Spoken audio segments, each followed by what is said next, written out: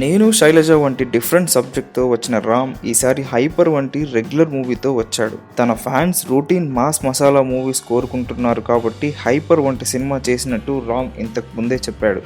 కాబట్టి ఈ సినిమా మీద ఫ్యాన్స్ తప్పితే కొత్తదనం కోరుకునే ప్రేక్షకులు అయితే భారీ ఎక్స్పెక్టేషన్స్ పెట్టుకోవాల్సిన అవసరం లేదు. కానీ సినిమా చూస్తే ఓ 2 గంటలు ఖచ్చితంగా ఎంటర్టైన్గా ఫీల్ అవుతారు.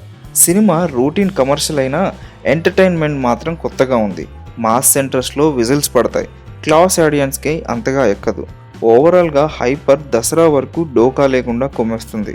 ఈ మధ్యలో హైపర్తో పోటీ పడే ఏ సినిమా లేకపోవడం బాగా కలిసి వచ్చేసిన అంశం.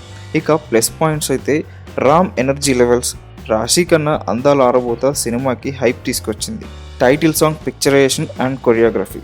ఇక మైనస్ పాయింట్స్ వస్తే సినిమా కొత్తగా లేకపోవడం. డైరెక్టర్ సంతోష్ శ్రీనివాస్ ఫస్ట్ రామ్తో కందిరీగ వంటి హిట్ మూవీ తీశాడు. తర్వాత ఎన్టీఆర్తో రభస చేశాడు.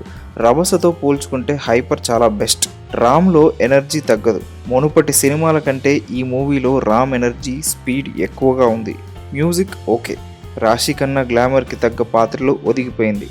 సత్యరాజ్, రావు రమేష్ల క్యారెక్టర్లు తగ్గట్టు ఆకట్టుకున్నారు.